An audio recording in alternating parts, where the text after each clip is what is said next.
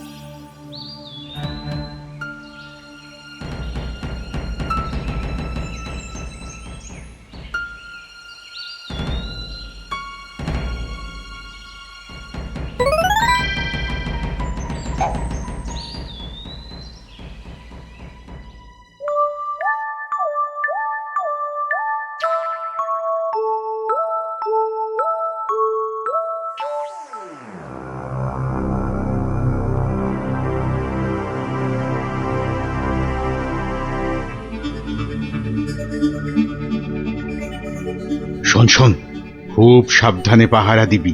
চলতে চলতে আবার ঘুমিয়ে পড়িস না যেন। না রে বাবা না, বাবা রাজামশাই ভাবছেন, ভাবনা ভেঙে গেলেই গেল। কবি মশাইয়ের মুন্ডুটা ঘেঁচ। শুধু শুধু ভাঁড় মশাই এলে ওকে আবার যেন আটকাস না। আরে না রে না, বেশি কথা কোস না তো, ঘুম পেয়ে যাবে।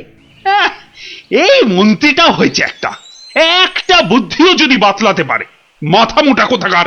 পাঁচিলটা গাঁথার সময় যদি না দেখে তাহলে তো বিপদে পড়বেই। একেবারে যথার্থ কথা। তা বলে মন্ত্রী মশাই একটু ভাববে না? কবি মশাই বন্দি, মন্ত্রীর মাথায় নেই ফন্দি। মন্ত্রীর তবে কি দরকার? মন্ত্রী ছাড়াই থাক সরকার। হুঁ, আহা, অত বড় মহাগুণী চোর একবার মন্দিরে পুরুত ঠাকুর পুজো করছিল, তলা থেকে আসনটাই হাত সাফাই করে দিল। বাহ, বাহ, বাহ, বাহ, বাহ। তাহলে রানীর সোনা দিয়ে বাঁধানো দাঁতটা হাসতে গিয়ে হারিয়ে গেল। শেষে জানা গেল ওটা নিয়েছে ওই রেদা চোর। আহা! একেবারে যেন শিল্পী চোর। হ্যাঁ, একবার আমি মনে মনে পদ্য ভাবছিলাম, সেটাও পট করে বের করে নিয়ে ধাঁ। আর এই শিল্পী চোরকে মেরেছ তুমি? না না না না না না, এসব একেবারেই সহ্য করা যাবে না। প্রণাম রাজামশাই। এসে গেছো? হ্যাঁ, তা শুনেছো তো সব ব্যাপারটা? হ্যাঁ, শুনলাম তো রাজামশাই। তবে তাহলে কবি দায়ী তো? সবচেয়ে দায়ী রাজামশাই ওই রাজমিস্ত্রি। এত বিশ্বাস করে কবি তোকে পাঁচিল গাঁথতে দিল, আর তুই ফাঁকি দিলি। কি রে? হ্যাঁ, তাই তো বটে। আমি ঠিক এই রকমই ভাবছিলাম। হুঁ, তুমি ভাববে না ঘেঁচু? হুঁ,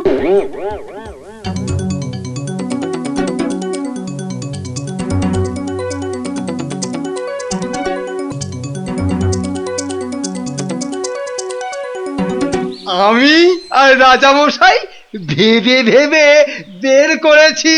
হ্যাঁ, রেদা পাঁচিলের তলায় চাপা পড়ে চ্যাপটা হয়ে গেছে এই তোমার জন্য। হাই রে মা, এ কি কথা কন হুজুর? 500 700 পাঁচিল গাছছি কর্তা, একটাও পড়ে নাই। তো পড়েনি তো এটা পড়লো কেন? কবি মশাই নিশ্চয়ই টাকা দিয়েছিল। হ, টাকা দিয়েছিলেন। তাহলে কবির তো কোনো দোষ নেই। হ, কোনো দোষ নাই। তাহলে তাহলে নেড়া চোরকে মেরেছিস তুই? এ কি কথা কন হুজুর? 3 বছর আগে পাঁচিল গাঁথলাম, সরে গিয়া ঠেলা মাইরা সাপা পড়লো, দোষী হইলাম আমি। আরে বাবা, বিচার টিচার হয়ে গেছে বাপু, এ কথা আর নড়চড় হবে না। লড়সর হবে নি মানে? ওই যে লোকটা পাথর দিল, চুরকি দিল, জল দিল, আর তার মাল মশলায় ভেজাল, বুঝলেন? কথাটা ভুল বলেনি। মাল মশলা খারাপ হলে ওই বা কি করবে? আমি বলি কি, বিচার এবার থামান রাজামশাই। এই তুমি থামো দেখিনি। যোগ্য লোকের শাস্তি চাই। অমন একটা সৎ চোর রেদা টকাস করে মরে যাবে। হ্যাঁ, তবু আমি বলি রাজামশাই থামুন আপনি। তাহলে আমার কি দশা হবে ভাঁড় মশাই? আয় সব শোনো শোনো, এই রাজমিস্ত্রিকে মাল মশলার যোগানদার কে ছিল? কি হে মিস্ত্রি? তারে এখানে কোথা পাবো রাজা মশাই? সে বেটা তো বকর, থাকে অক্কা দ্বীপে, শান্তিপুরের পাশে। ঠিক আছে ঠিক আছে। সেনাপতি, সেনাপতি, এই যে প্রভু। কাল সকালের মধ্যেই ওই বক্করটাকে তুলে নিয়ে এসো। ওই বেটাই রেদাকে মেরেছে, হত্যা করেছে। অত বড় সৎ চোরের প্রাণ চলে গেছে।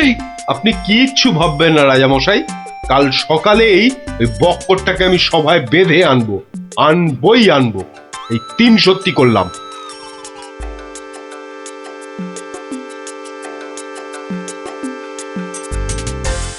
হ্যাঁ বক্কর, তোমার জন্যই তো নেদা। রেঁদা? আগে শোনো না মন দিয়ে। রেঁদাকে আমি চিনি না কর্তা। হ্যাঁ, তুই চিনবি কোত্থেকে? কোত্থেকে চিনবি? কোত্থেকে চিনবি? মহামানব একটা, মেরে ফেলেছিস। আমি মেরে ফেলেছি? হায় হায় হায় হায় হায়, আমি কোনোদিন একটা পিঁপড়ে পর্যন্ত মারিনি। জানেন, জানেন আমি রোজ ষাঁড়কে জিলিপি খাওয়াই।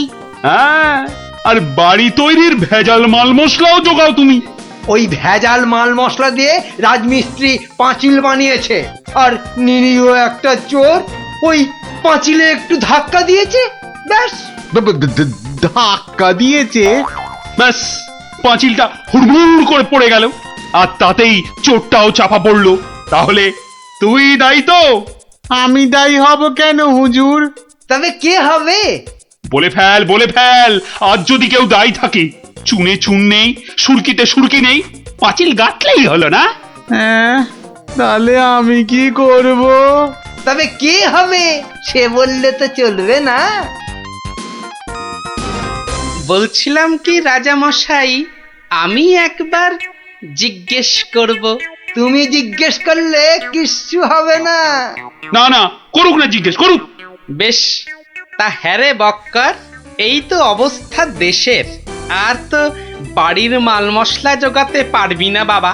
কি করব মশাই? ওই তো সেনাপতি মশাই আছেন, ওনাকেই জিজ্ঞেস করুন না। ওনার তামুকের দাম দিয়ে তবেই তো জিনিসপত্র দিতে পারি। হ্যাঁ, না না, আমি ওই তামাক খেয়ে মানে চুপ!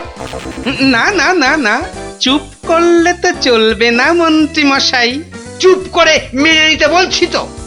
সেনাপতিকে এরকম একটু নিতে হয়। হ্যাঁ, তা কত নেয় সেটা তো জানতে হবে। আমি একা একা নিই নাকি? মন্ত্রী মশাইকেও তো দিতে হয়। সে কি মন্ত্রী, তোমার জন্য রেদা চোরটা? মিছে কথা বলছে মহারাজ, মিছে কথা বলছে। ওই ওই ওই ওই সেনাপতিটাই, বুঝলেন কিনা? ওই সেনাপতিটাই। হ্যাঁ, সব বুঝেছি, সব বুঝেছি। কিছুই বোঝেননি? সবাই শুনুন, রাজাকে আবার ভাবতে হবে, একদম কোনো কথা নয়। যান, আপনি আর মন্ত্রী মশাই একটু ভাবুন। গোপাল ঠিকই বলেছে মহারাজ, আর একটু ভাবুন ভাবুন। ওহ, আবার কি ভাববো? আরে বাবা, এ তো সব জলের মতো পরিষ্কার হয়ে গেল। সেনাপতির কাছ থেকে তুমি টাকা নিয়েছো, সেনাপতি নিয়েছে মাল মশলাওয়ালার কাছ থেকে, আর সে বেটা ওই খারাপ মাল দিয়েছে মিস্ত্রিকে। ব্যাস, মিস্ত্রি তাতে পাঁচিল গেঁথেছে কবি মশাইয়ের। এই তো সেই পাঁচিলেই চাপা পড়েছে রেদা। তাহলে শাস্তি পাবে কে? তুমি। সবই তো ঠিক, কিন্তু বাবা, এর আবার কিন্তু কি? কিন্তু ওই কিন্তুটা নিয়েই তো বড় প্যাঁচ। পেঁচ মানে? যেটা মন্ত্রী মশাই বলতে পারছেন না। কি মন্ত্রী মশাই? বাঁচাও গোপাল, বাঁচাও। চিরকাল কেনা গোলাম হয়ে থাকবো ভাই। কে বাঁচাবে মন্ত্রী? পাপের ফল তো তোমাকে পেতেই হবে। রেদার জন্য কষ্ট হয় গো, কষ্ট হয়। কিন্তু রাজা মশাই, মন্ত্রী মশাই যে সে টাকা নিয়ে যুদ্ধের সময় আপনাকে দিয়েছেন, তাহলে রেদার জন্য দায়ী কে? কে বলুন? আমায় দিয়েছে? দিয়েছে রাজা মশাই, দিয়েছে। যুদ্ধের সময় মন্ত্রী মশাই টাকা এনে আপনাকে দিয়েছিলেন তো? হ্যাঁ, দিয়েছে। মন্ত্রী পেল মাল মশলাওয়ালার কাছ থেকে ভেজাল মালে পাঁচিল, সেই পাঁচিলে চাপা রেদা। এই দেখো, তাহলে তো আসলে রেদাটা মরেইনি। রেদা আগে মরিনি, মরিনি গো রাজা মশাই। ওই বেটা আমাদের সর্দার জানতো পাঁচিলটা নড়বড়ে, আমাকে আমাকে মারবার জন্য ওটার পাশে পাঠিয়ে দিল পাঁচিলের ধাক্কা। কি বুদ্ধি বলুন, হ্যাঁ, কি বুদ্ধি বলুন। আপনার কিন্তু কোনো দায়ী নেই। কি করে থাকবে? রেদা তো মরেইনি। বাবা, তবু বড় শিক্ষা হলো গোপাল। মানে আবার তোমার জন্য আমার ওই মান রক্ষে হলো। আর গোপাল ভাইয়া বড্ড গর্ব ছিল, আজ ভেঙে দিলে তুমি। সব গোলমালের নাটের গুরু ওই সর্দার। এই সেনাপতি, সেনাপতি!